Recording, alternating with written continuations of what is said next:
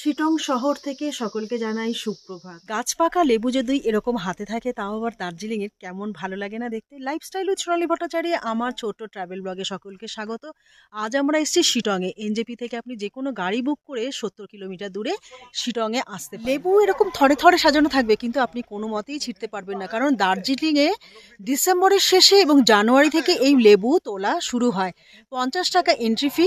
আমি নাম্বার দিয়ে দেবো, আপনারা যোগাযোগ করে অবশ্যই এখানে আসুন। বহু প্রতীক্ষিত অহলদারা ভিউ পয়েন্টে চলে এসেছি। এটা হচ্ছে 20 টাকা এন্ট্রি ফি। কুয়াশা মেঘাচ্ছন্ন দিনে আমরা ভালো করে অহলদারা ভিউ পয়েন্ট থেকে দেখতে পারলাম না পাহাড় শ্রেণীর শৃঙ্গ। শিটংয়ের তাপমাত্রা এই মুহূর্তে 8 ডিগ্রি সেলসিয়াস। আর দেখুন স্কোয়াশের গায়ে ভর্তি হয়ে আছে কুয়াশা।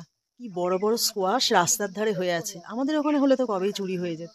দুটি পাতা একটি কুড়ি সবুজ বাগানে আমরা রয়েছি একদম শিটংয়ে চায়ের বাগানের মধ্যে একটি কটেজে, মাউলাং হোমস্টে। কি সুন্দর জায়গাটা দেখুন, চারিদিকে শুধু সবুজে সবুজ ঝিঝি পোকা আর পাখি। শিটংয়ের আরেকটি গুরুত্বপূর্ণ সাইট সিন হচ্ছে যোগীঘাট। ঝালের এই পাহাড়ি লঙ্কাগুলো খেলে আর দেখতে হয়। পাহাড়ের কোলে এরকম হোমস্টেতে যদি সারা জীবন কাটিয়ে যাওয়া যেত। সামনে দিগন্ত বিস্তৃত পাহাড়ের শ্রেণী।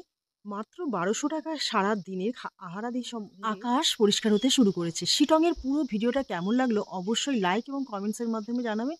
সাবস্ক্রাইব করে আমার পাশে থাকবেন। নমস্কার।